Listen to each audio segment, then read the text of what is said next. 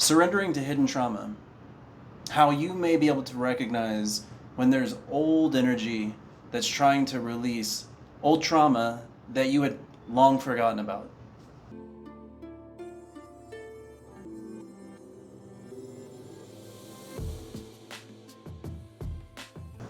Hey, welcome back. My name's Blake, and I help guide those on a spiritual journey to answer the questions they didn't even know they had. Today, I'm going to be talking about trauma, specifically forgotten trauma that we may be pushing back away and avoiding letting out. The indicators that this could be happening and ways to let go and lead yourself to a healthier and better life. What's important to me when I start talking about trauma is recognizing that this is a term that can apply to a lot of different things. And sometimes a lot of people will ignore this idea of opening up their trauma or navigating their trauma. A lot of people feel like I had a really good life, I had really good parents, I may have had good friends, I may have had all these things. I don't really feel like I had traumatic life. I had a very wealthy life or a very successful life or whatever. And the reality is that just because you didn't have an abusive or neglected life doesn't mean that you didn't have trauma. Doesn't mean you didn't have things that happened or that you experienced without the aid of a compassionate or understanding caregiver at that moment. A lot of the things that we go through in life happen kind of in a vacuum without a lot of other people around or just without proper supervision over certain things. None of these things are our fault. It's just a way of life. So as we go through life experiences, we accumulate these moments, these unaddressed little components of our lives that have an profound impact on our well-being and do manifest in ways that are negatively affecting us. And part of our healing and part of us being able to create new habits and new behaviors, it is essential to kind of shed a lot of this and kind of bring ourselves to a new state. At one point when I was living in San Francisco, I'd gotten a new job offer. I had been working my first job in San Francisco for about 3 years. So I decided before accepting the new job offer, I was going to put in the typical 2 weeks notice for the old job, but I also wanted an additional week off in between because I wanted to do something that I normally didn't want to spend vacation time on. I wanted to go to a meditation retreat. This was in 2017. I had never been on any kind of meditation retreat or any kind of spiritual endeavor like this. And while I had thought about it quite a bit, it was just something that I never really thought about spending my limited vacation time when I was working full-time to actually do. So this gave me a good reason to actually take this extra time off and be available for an event like this. After doing a little bit of research, I found an event that was in the Sierra Nevada mountains in East California, and it was like a weekend long event. You could actually stay longer, and I decided to stay an extra 2 days over the weekend. I'm really glad I did this because when I went out there and I did the weekend guided meditation and all those kinds of things, I really felt like I had just barely got started. I rented a cabin on the compound that they had that was private little room out in the woods somewhere. It was really nice. I was able to meditate by myself and kind of just have this kind of quiet time to enrich myself and implement all these new strategies around meditation and mindfulness and enjoy kind of going through this diet of vegetarian food. And just the whole experience was absolutely beautiful and wonderful. Within 3 days, I felt like I had just kind of scratched the surface. I talked to one of the elders in the main kitchen hall I think it was a lunch or breakfast, and he asked me how I thought of the program. And I explained to him I was going to be there a few more days, but I kind of told him I was having a good time, felt like I wanted to go out and hug some trees and everything because of how profound this experience was for me. He chuckled a little bit and thought that was really nice, and he mentioned a little story to me about how our minds are kind of like a glass of a glass of pond water, and there's silt on the bottom. And so when you look at the glass, it kind of looks clear. But if you disturb all of the gunk in the bottom, all the silt in the bottom, it all clouds the glass, and it's not as dark anymore. And or it's so dark that it's full of all the silt. And it becomes easier once you kind of shake that up to kind of scoop all that silt out and kind of clean everything out. But if you don't agitate the glass of water, you would never know that it has all this dirt at the bottom. And he says that that's kind of how our minds are, and that you come to one of these retreats and you go through this experience and you start kind of doing a little bit of healing and a little bit of healing, and before you know it, you're in a much better place than you ever realized you were before you came. And I really like that analogy, and I kind of took it with me throughout the remaining 2 days I had. And so this would have been all Sunday night into Monday, and then into Tuesday. Tuesday would have been my last day there. And one of the things I decided to do that I hadn't done the whole time I'd been there is that there was, in the Sierra Nevada mountains, it's the foothills before the Rocky Mountains. And these hills are not that drastic, but they go everywhere. Like, there's just trails that go on in every direction. And there was this one trail that went probably good, 10 miles or so. And I had downloaded a book called The Autobiography of a Yogananda, who was one of the lineage gurus of this entire encampment, this village called Ananda. And it was basically all built off of his teachings and his practices, and the guy that had kind of initiated it was a disciple or a follower of Yogananda. So that book was around everywhere, and it was talked about a lot. And so I had downloaded the audiobook and put in my headphones, and I go for a walk. And I spend pretty much all day listening to this autobiography. I really was enjoying it. I was having a good time. I was enjoying my hike, and I went pretty far. And at some point, I realized I had gone so far, and it dawned on me that I was getting hungry. I'd be hungry at some point, but more importantly, the sun was going to be setting within a few hours, and I realized, after kind of thinking, I probably should turn around. I should probably get back, because I'm going to lose daylight. And I didn't want to get lost out there in the middle of the woods, because it does get pretty cold at night. Now, one of the things that one of the situations I had been in is that I had spent a little, last bit of money that I had on all my gear. I had a backpack, I'd gotten a water bottle, I'd gotten a bunch of clothes and a bunch of things. I'd spent money on a car. I'd done all these things, and I wasn't really sure about this new job, if it was really gonna last, and I didn't know I was gonna be able to pay off the rest of my bills. There was just a lot of uncertainty, and so spending all the money on this trip, while it felt like an important thing to do, was also deep within a scarcity mindset of my money. And so the idea of all these things I had was a very sensitive issue to me. And as I was walking back through the woods, I'd made it almost all the way back to the campground, and it was almost sunset. And as I was actually walking back out of the foothill, out of the trailhead into the campgrounds, the bell started ringing for dinner.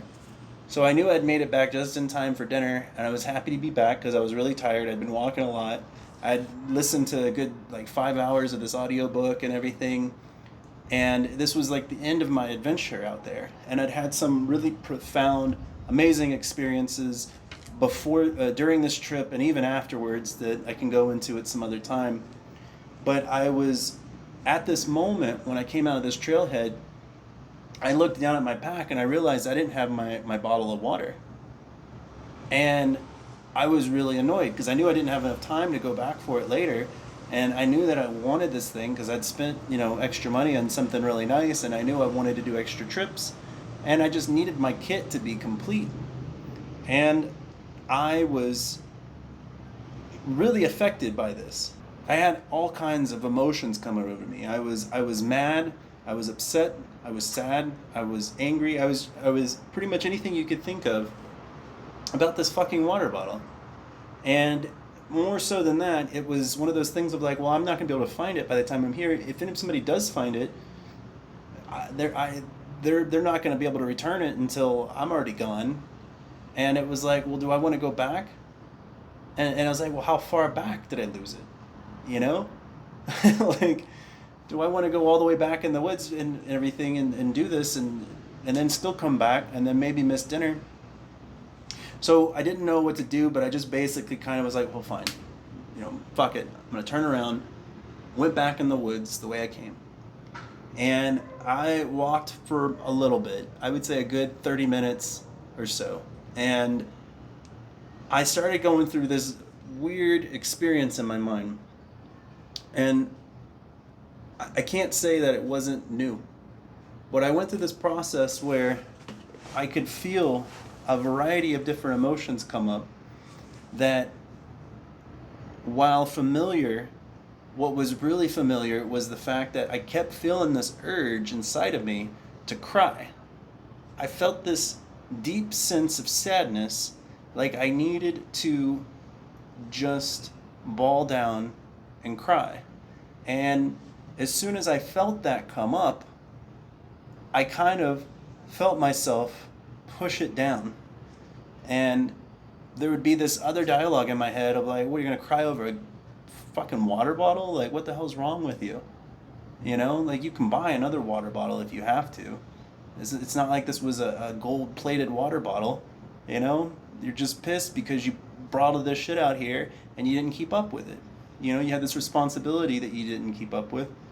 Now we're trying to go out and do this, and we're hungry, and we're out trying to find this thing in the middle of the dark. Or it's not dark right now by any means. It's going to be dark soon, but it's still a little ways away. I had time to go on this retrieval trip, for a little bit. But I keep walking, and because I don't have any idea where it's at, and I push it down, and I just kind of go about my business. And then, I get angry again, and then I feel it again. I feel this urge to cry over this stupid water bottle, and I push it down. This happens maybe a couple more times. And one of the last times that it happened, I had this very acute awareness around the energy. It was almost like there was this energy to cry, and then there was this energy to stop myself from doing that. From really surrendering to this feeling that I had. And I couldn't understand, I kept thinking about, why can't I stop doing this? Why can't I just not worry about this anymore? And then one of the last things I felt it was almost like something told me this, is, why can't you just feel it? Why can't you just feel upset? When that happened, I kind of just conceded. I just said, okay. And sure enough, in another cycle here pretty quick, and I mean, maybe at this point I was an hour in, but I had this other cycle of this come in where I felt this urge to cry. And I didn't stop it. I didn't do anything. I just started to cry. And I cried so hard. I've grown up my whole life, with this impression that you can't be vulnerable, you can't show weakness, crying is weakness. Any of these things are a sign that you're weak and that you're incapable of being a man. And a lot of those things were there still, but there was a part of me that realized it didn't fucking matter. I was in the woods. Nobody was there. Nobody was going to watch me unless somebody happened to walk through. And I actually even felt like I was kind of worried that somebody may walk through and see me. But I cried. And it wasn't just a little bit of crying. It was full on. It was like it was like losing somebody in a funeral, and just being so destroyed that I couldn't stop letting it go. Like I would like be sucking in my breath because of how deep the emotions I was letting out was. But I was having these flashes of memories from my past, from childhood, from college, from all over, from junior high, elementary school.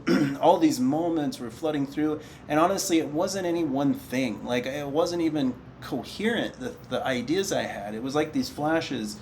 It was like, people say the life flashes before their eyes when they die, or something like that, before a tragic accident. It was like my life was flashing before my eyes, and these little moments were so hard to even grasp because of how fast they were going, that I couldn't really identify and hold on to what was happening. But the more they came, the more I cried. And as soon as I thought I was done crying, I would cry some more. It brought me to my knees, and to the point where I couldn't even see. My eyes were so flooded with so many tears, I couldn't stop. And it took me a while, but I finally collected myself. I finally was able to breathe straight, almost like I was in a panic. And when I looked up, I looked at this bush on the trail before me, and hanging in the tree was the water bottle that I must have snagged on a tree on the way through and left it hanging in the middle of the bush. And when I saw it, I couldn't help but break down and cry again. It was almost, but this time it wasn't like I was mad anymore. It was like I was satisfied. It was like I'd finally found this avenue. I finally found this peace, this place where I no longer had to feel miserable about things that I didn't even know were there anymore. I no longer had to hold on to all these thorns of thought and guilt and whatever they were. I really had a way to finally be rid of them. And so I cried again. And it was very, very loud, very deep. And the moment I thought I was done, I would do it some more, and I would do it some more, and then I would start laughing. And then I would start laughing and laughing and crying and laughing, and it became one of the most joyous and confusing moments of my life. And I gave myself a little bit of time, and then I got up, I grabbed my water bottle, I thought a little bit about the experience, I meditated for maybe a moment in the middle of the path. Nobody came through. And then I went back. I went back the trail, went back towards camp. And when I got back to the camp, I had a long thought about everything I'd been through. And when I got back into the camp, I had this look on my face, and the elder who I had talked to days before saw me, because I came in and I said, "Is dinner still ready?" And this older man, this elder, he looked at me and he smiled and he just looked at me for a minute, and he could tell I had that look on my face, like maybe like I'd been upset, or I'd been crying, or I'd been through some shit, and he looked at me and he goes, "Oh man, you shook the glass really, really, really hard." He could see.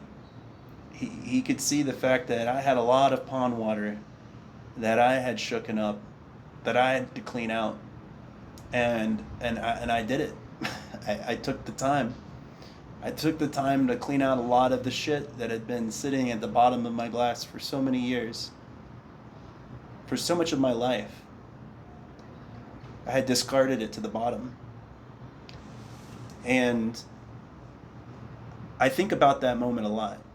I actually wrote this story originally on my blog, Two Bag Life, and I think about it a lot to this day, because there's a lot of times when I'm going through a lot of this work, when I'm trying to be good to myself, to learn more and grow and heal and help teach other people how they can help heal themselves, that when I go through a lot of this, I have a lot of other I wouldn't say spiritual awakenings, but I have a lot of breakthroughs, or I have a lot of aha moments. And there's these moments where I get very overwhelmed with what's happening. And I feel the urge to cry. I feel the urge to let this energy out. And I'm still met with this sense to stop it, this sense to not let that out. But I don't let that take control anymore. I just let it go. And what's interesting is over the years of doing this is that while I may let myself go and there's this attempt to cry, it doesn't really last that long. It's not like it is in the woods. It's not like it's this uncontrollable sob. It's this moment where there's this release of energy that maybe takes all of 30 seconds. And once that's happened, I'm good. I feel like I've found a way to acknowledge this energy, this cycle of trauma that's occurring inside of me. I found a way to witness it. I found a way to acknowledge it. Let it be for what it is, without judging it, without letting it have power over me, and letting it pass through me. And that's been one of the most profound things I think I've had in all of this spiritual journey and all this awakening. And I've had more of this happen over the years after that.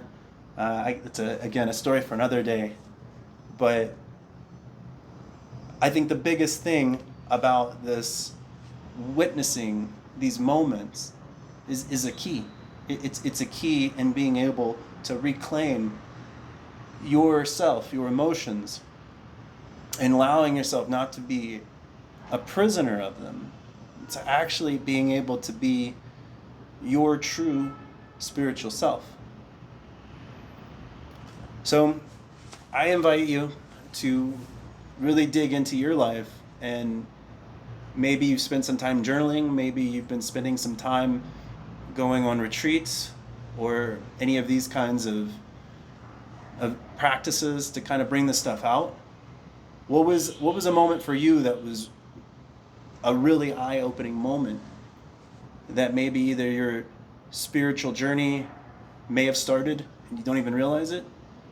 But if you could leave down in the comments a little bit about something like that, it'd be great to dialogue about this, get to know this more, and have a discussion. As always, I really appreciate you watching my videos, especially if you made it this far. You're really what makes this an amazing project, and I thank you so much. Please like and subscribe, and I'll talk to you in the next video.